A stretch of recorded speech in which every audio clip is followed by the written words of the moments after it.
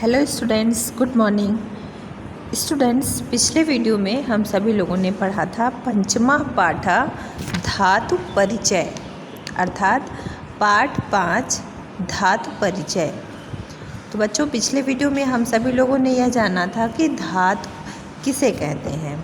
एक बार हम पुनः दोहराते हैं।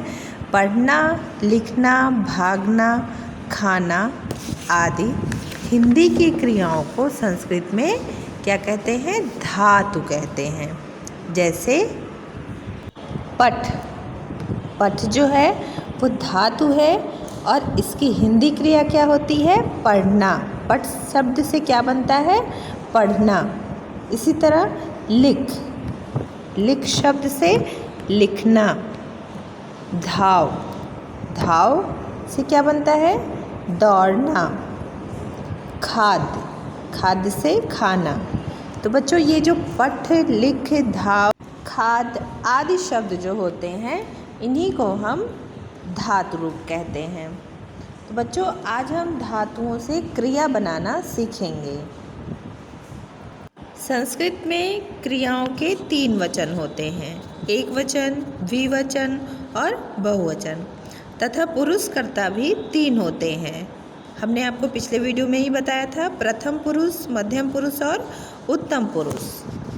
आइए लट लकार प्रथम पुरुष में जुड़ने वाले प्रत्यय के बारे में जानते हैं।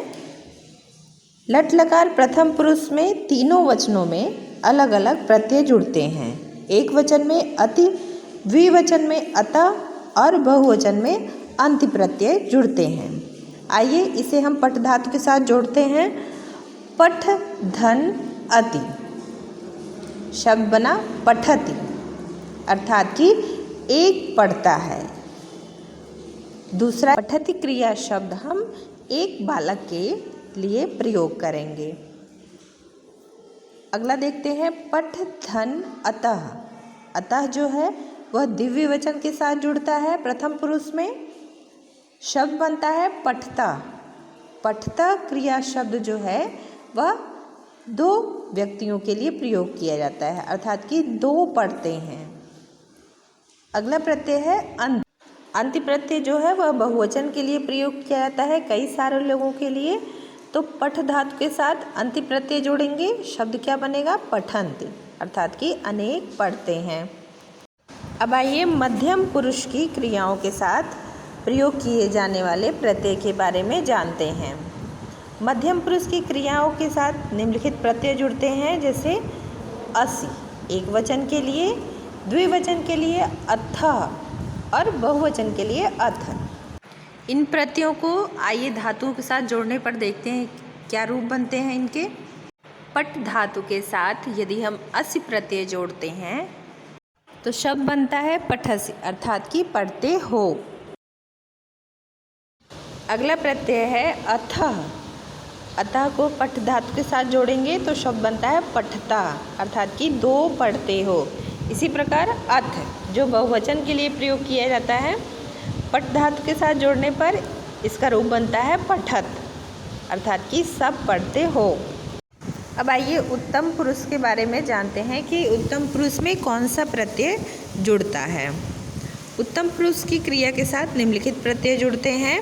एक वचन के साथ आमि, द्विवचन के साथ आवह और बहुवचन के साथ आमा। धातुओं के साथ जोड़ने पर इनका क्या रूप बनता है?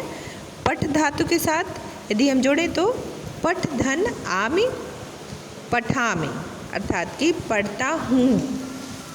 पठ धातु के साथ द्विवचन का प्रत्यय जोड़ने पे पठ धन आवह, अर्थात पठावा, जिसका अर्थ होता है 2 पढ़ते हैं।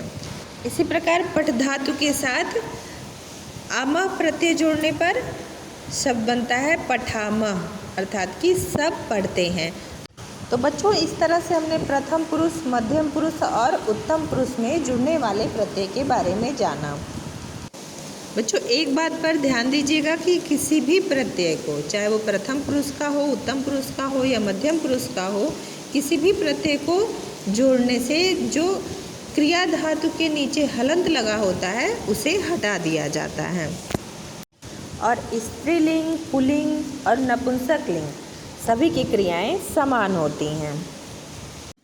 तो बच्चों आज के लिए बस इतना ही। आइए इस पाठ से संबंधित हम कुछ अभ्यास कार्य को करते हैं। प्रश्न संख्या क, निम्न धातुओं के रूप लट लकार प्रथम पुरुष में लिखिए। धातु रूप दिए गए हैं नम, यच, पच, हस और कृड। इन धातु रूप के लट लकार प्रथम पुरुष में तीनों वचनों में हमें लिखना है। जैसे नम जो है वो हमारा धातु रूप है और इस धातु में हमें लट लकार प्रथम पुरुष का प्रत्यय जोड़ना है। तो नम धातु में हम कौन सा प्रत्यय जोड़ेंगे? अति। एक वचन के लिए अति प्रत्यय जोड़ेंगे जिससे शब्द बनेगा नमति। और द्विवचन में कौन सा प्रत्यय जोड़ेंगे? अतः, जिससे शब्द बनता है नमतः। और बहुवचन में कौन सा प्रत्यय जुड़ता है? अंति, शब्द बनेगा नमंत। तो इस तरह से बच्चों हमें यच, पच, हस और कृड जो धातु रूप दिए गए हैं इनमें आप लट लकार प्रथम पुरुष में जुड़ने वाले प्रत्यय को जोड़कर आप इनका धातु रूप लिखिए। और बच्चों लिखने के बाद उसकी एक फ़ोटो खींचकर क्लास व्हाट्सएप ग्रुप में सुधार के लिए भेजिए। Thank you.